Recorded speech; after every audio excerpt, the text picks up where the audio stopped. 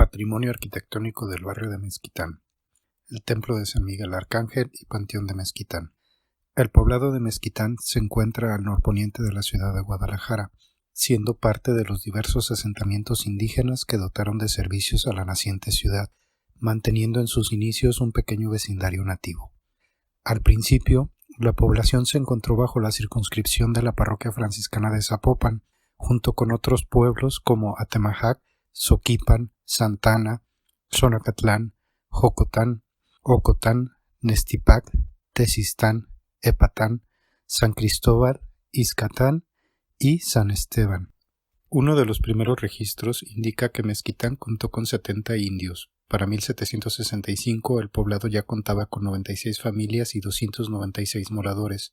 Su conformación urbana no fue de gran extensión.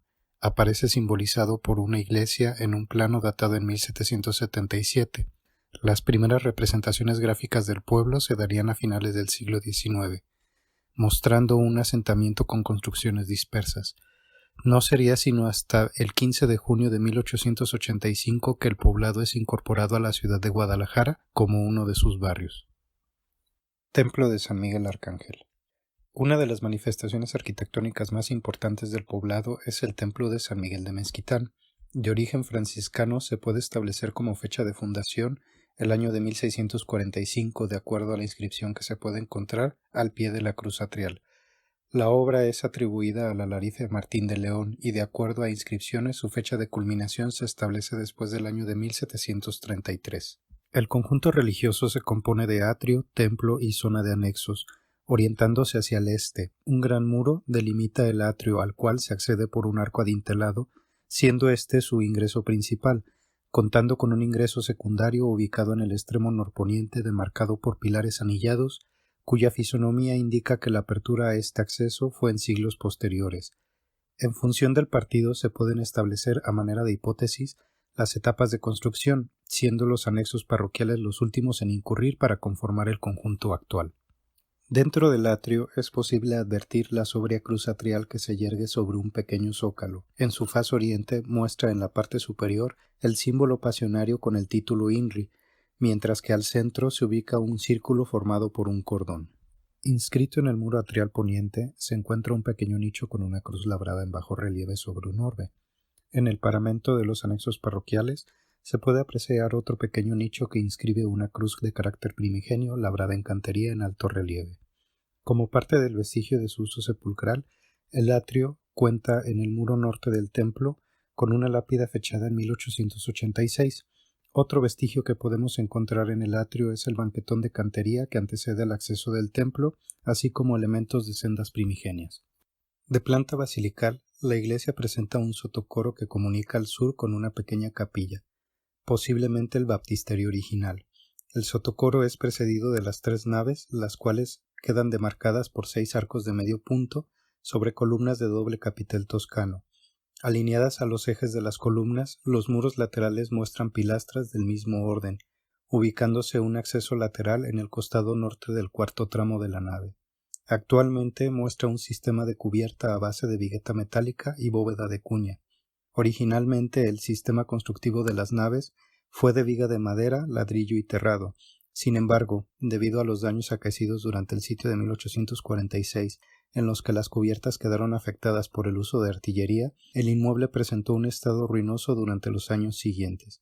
No sería sino hasta 1932 que se realiza la renovación de cubiertas por las que actualmente muestra durante el arzobispado de Francisco Orozco y Jiménez, estando el templo bajo la custodia del presbítero José Isabel García de Alba. El ábside es ochavado, y es aquí donde encontramos fábrica de cubierta en mampostería, quedando coronada el área del altar por una cúpula de planta elíptica y elevación a medio casquete sobre tambor octagonal, en el eje de la nave central, mientras que en las laterales el sistema es resuelto con bóvedas vaídas. En el tambor, arcángeles aparecen labrados en alto relieve. Las pechinas inscriben 3 de los doctores de la iglesia, San Agustín de Hipona, San Gregorio Magno, San Jerónimo, y la cuarta pechina alberga lo que parece ser la imagen de Santa Teresa de Ávila. El altar resguarda la imagen de Jesús crucificado, presentando al costado derecho a la Virgen de la Asunción. Al centro, a un costado del sagrario, se encuentra el Niño Jesús y al costado izquierdo una imagen de San José. Columnas pareadas de capitel corintio sirven de soporte a un entablamento con resalto que enmarca la escena. La Santísima Trinidad queda complementada por el Espíritu Santo en el área del friso del entablamento, mientras que Dios Padre está representado por una pintura custodiada por un nimbo. Al costado diestro del altar se encuentra San Pablo y al siniestro San Pedro, ambos sobre peanas inscritas en un nicho conopial ornamentado por motivos fitomorfos y páteras. Antecediendo el área del ábside se posicionan dos altares laterales. El norte resguarda la imagen del Sagrado Corazón de Jesús, mientras que el sur alberga la pintura de Nuestra Señora de Guadalupe. Una imagen del Arcángel Miguel se encuentra a un costado del altar del Sagrado Corazón como remate de la nave norte. La ornamentación al interior del templo está compuesta por motivos angelicales a través de la representación de querubines en las claves de la arcada sur, central y al igual que las claves de los arcos adintelados en vanos superiores. En la arcada norte, las claves muestran imágenes marianas de las que se pueden identificar la Virgen de la Asunción y la Virgen de la Soledad, una representación del Niño Jesús sosteniendo un orbe, posiblemente el Santo Niño de Praga, y una imagen del Señor San José. Las claves de los arcos fajones de las naves laterales que anteceden al presbiterio muestran elementos emblemáticos de la Sagrada Mitra en la nave norte, mientras que la sur está ornamentada por una corona flanqueada por dos cruces. Algunas de las claves poseen inscripciones con nombres y fechas enmarcadas en la tercera década del siglo XVIII. El resto de la ornamentación está complementada por pintura mural de principios del siglo XX, destacando una inscripción alusiva a su fundación y reforma del sistema de cubiertas en dicho periodo. La fachada principal está flanqueada por robustos contrafuertes que son rematados por rolios.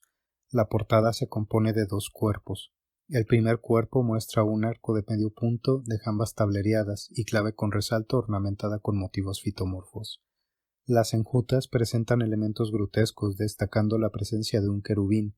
Dos pilastras estriadas con contrapilastras de fuste liso flanquean el acceso y sirven de soporte a un entablamento que, en el eje central alineado a la clave, muestra un resalto con motivos fitomorfos. El friso también denota un resalto en este punto ornamentado con un querubín, quedando el resto del friso decorado con follajerías grotescas. La zona del cornizamiento en el eje central muestra el resalto ornamentado con dos ángeles que custodian una corona. Este motivo lo podemos encontrar en la iglesia de San Juan Evangelista en Cajititlán. El arquitrabe muestra perlas isabelinas, así como el cordón franciscano, mientras que molduras en capiteles, arquitrabe y cornisa se ven enriquecidas con motivos vegetales. El segundo cuerpo se compone en su eje central de una ventana coral, de jambaje tablereado ornamentado con follajería. Su clave genera un resalto siendo ornamentada con elementos fitomorfos y es posible advertir lo que parece ser un cráneo enlazado entre el follaje. A los costados se posicionan hornacinas sobre pedestales. Destaca la peana en la parte inferior formada por un querubín coronado en el que sus alas se desarrollan a manera de volutas. La parte superior de la hornacina remata en arco conopial, ornamentado con motivos vegetales, siendo coronado por otro querubín sobre la escotadura. Dos pilastras de capitel corintio, fuste tablereado con ornamentación fitomorfa y contrapilastras lisas flanquean las hornacinas. En la parte superior del tablero del fuste se hace presente un querubín en alto relieve, presentando una venera en la parte superior del motivo. En la hornacina de la derecha se encuentran los restos de la escultura de San Isidro Labrador. En la hornacina izquierda una pequeña imagen de Nuestra Señora del Rosario. El motivo franciscano se hace nuevamente presente de manera discreta con forma de cordón, ubicado en las contrapilastras de los nichos. El entablamento en su eje central muestra resalto dividido en tres partes. La zona del arquitrabe a manera de peana ornamentada con follajería. En el friso un rostro demoníaco con rasgos felinos subyugado por la boca, mientras que en la cornisa una hoja de acanto termina por rematar el motivo ornamental. El resto del friso muestra motivos orgánicos que pudiesen representar llamas, mientras que en el eje del resto de las pilastras, los resaltos muestran nuevamente rostros demoníacos de orejas lanceoladas, igualmente sometidos por la boca. El sófito del cornizamento queda ornamentado por motivos vegetales. Rubén Villaseñor describe la portada como el cantar de las glorias de San Miguel como jefe de los ejércitos celestiales, su triunfo sobre los demonios. La portada queda enmarcada por un cornizamiento que asciende en escuadra y se interrumpe de manera abrupta, lo cual nos arroja la hipótesis de una fachada inconclusa en donde figuraría un remate superior. Al costado derecho se alza un volumen de 2 niveles, inscribiendo un vano de jambas tablereadas en la parte inferior, mientras que en la parte superior otro vano de jambajes sin ornamento se hace presente. Dicho volumen sirve de soporte a una sobria espadaña compuesta por 2 arcos de medio punto, de imposta moldurada y dovelado tablereado.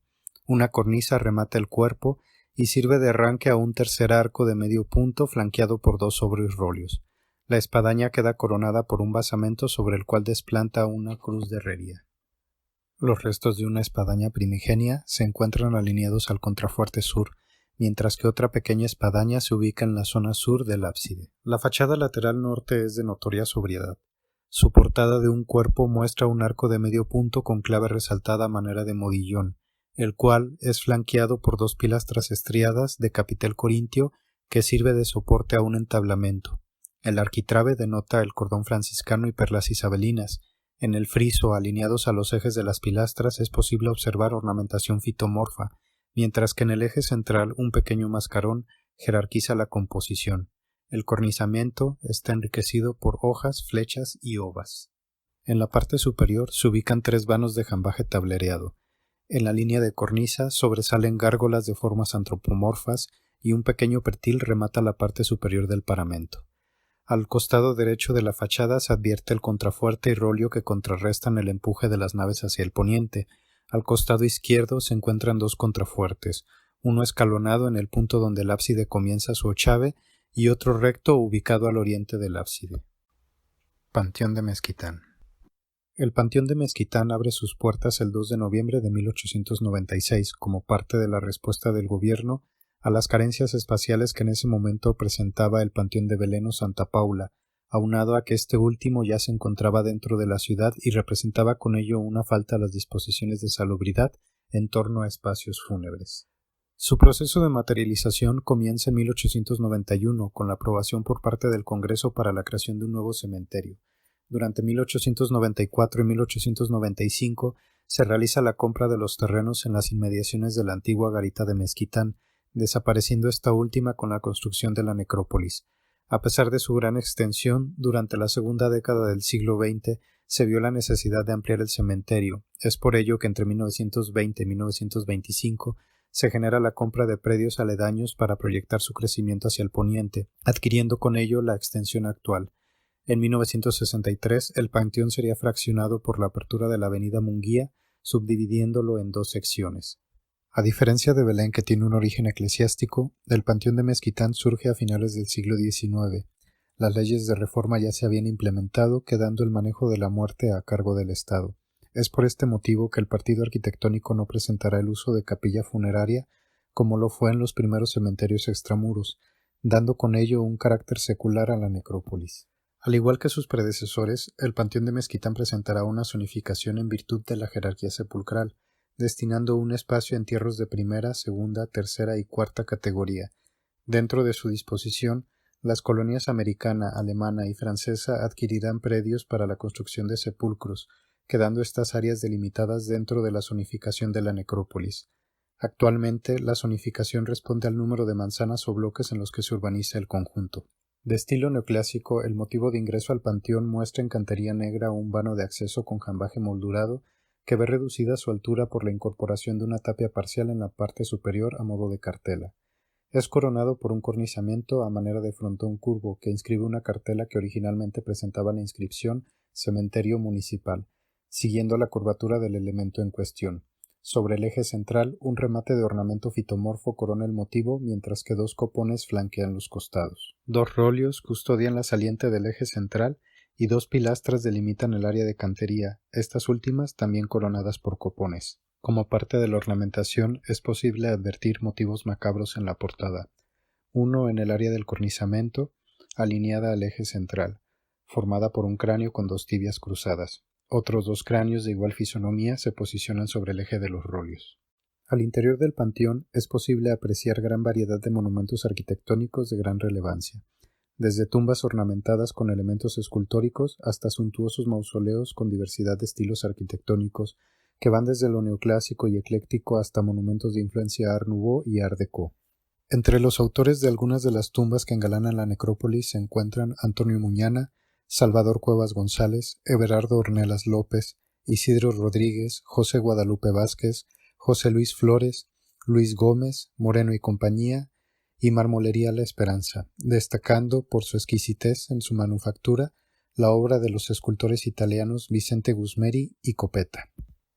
El Templo de San Miguel Arcángel y el Panteón de Mezquitán son los principales monumentos históricos que podemos apreciar en el barrio de Mezquitán, muestras de arquitectura religiosa y funeraria del periodo colonial y decimonónico que forman parte del patrimonio de Guadalajara.